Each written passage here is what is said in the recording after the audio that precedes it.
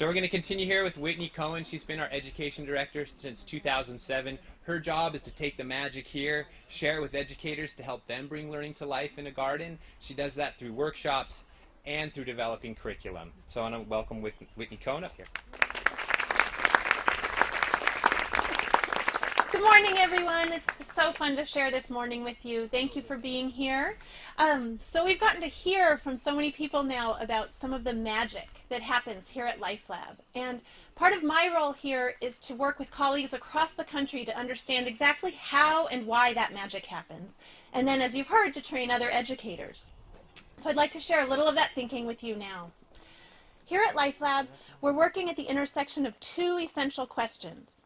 What does this world need, and what do children deserve? And here's what we believe. We believe that the world needs informed, inspired, creative, and collaborative leaders, ready with the skills and the motivation they need to work for justice and sustainability and healthy communities. And we believe that this garden and those like it all around the world are an ideal space for growing just such leaders. Prior to working here, I was a middle school science teacher. And as a teacher, I've always looked to the people I admire most in the world, the people who are bringing healthy drinking water to communities that need it, or fighting for farm workers' rights, or restoring habitat. And I've looked for the characteristics, the common threads. What do they have in common, and how can we share those characteristics with youth and foster them through education? Here are some common threads. They all have a deep knowledge of the issue that they've taken up.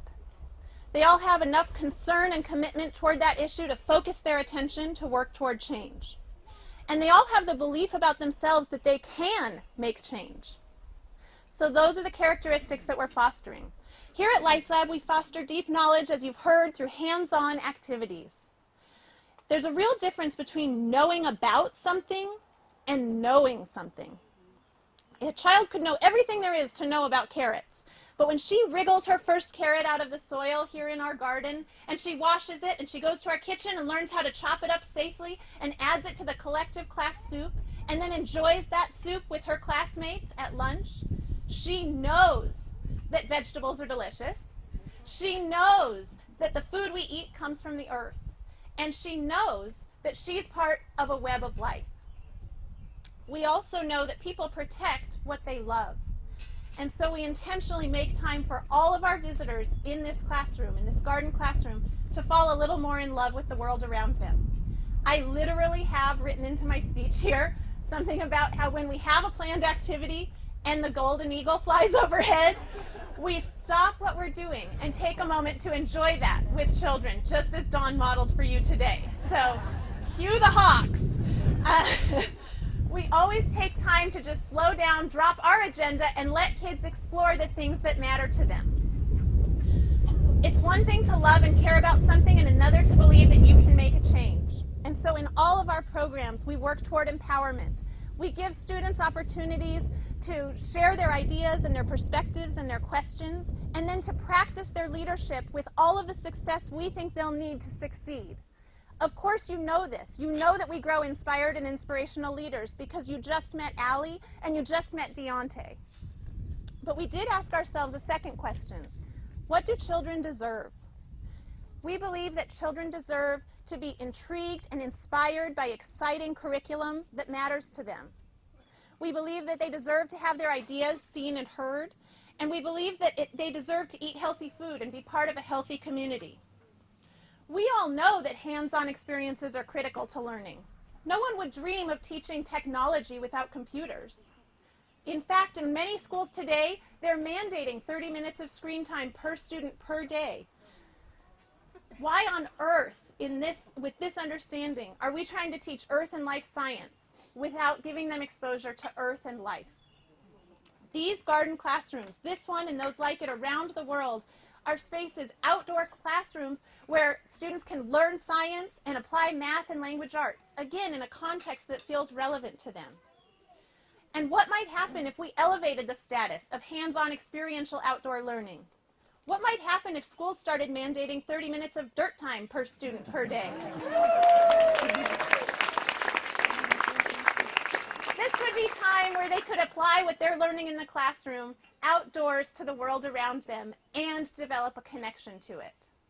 Well, that's what we're here to find out. As many of you may be aware, the past 10 years in education have been relatively bleak in our country. Budgets have been slashed, standardized test scores have been elevated as the only important goal, and teachers have been forced to cut science, music, art, PE, field trips, and enrichment programs. And yet, even in this climate, the school garden movement and Life Lab's leadership in it have continued to grow. How is that possible? That's possible because of teachers, parents, and a community of supporters, including like you, who have tremendous conviction. We are people who have seen a child squeal with delight when a potato comes out of the ground, who have seen youth stand together for something they believe in, and who have said, children deserve this, the world needs this, and we're going to make it happen, whatever it takes. And here's the amazing news. The educational tides are changing dramatically. Mainstream experts in education now are standing up and saying, we need to broaden our focus. We need to take into consideration how we build character, curiosity, creativity, critical thinking. New academic standards being rolled out across the country now emphasize real hands-on learning again. And so the wind is truly at our backs as we fight to reclaim the heart of education. The potential for Life Lab right now to lead this charge has never been greater. I realized this recently when I got a note from Lola Bloom, a new friend of mine who attended a workshop with me about 2 years ago that Life Lab led in New York. Guess what, her note said? I've been invited to plant the White House garden along with my Young Gentlemen's Cooking Club.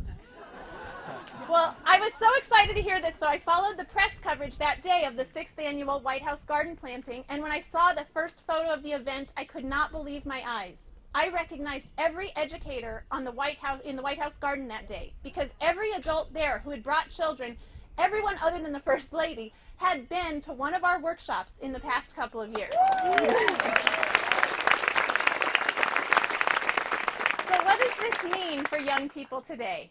This means that children from the largest housing project in Brooklyn to Washington, D.C., to gardens across San Francisco, to even Las Vegas, Nevada, are digging their hands in the soil, building a connection to the natural world, discovering a love of healthy eating that will serve them in being strong and healthy for years to come, and remembering what it's like to love to learn. John asked you to raise your hands and wiggle your fingers. I'd like you to do that one more time and take a look around you at all of the people trained by Life Lab. And now I'd like you to reach out and join hands with people sitting next to you. Collectively, your support is a critical part of what has made all of this possible. So I'd like to just take a brief moment of silence together to feel the power of this incredible group here this morning together to say, the world needs this, children deserve it, and we're going to do it together. Let's take a quick moment of silence.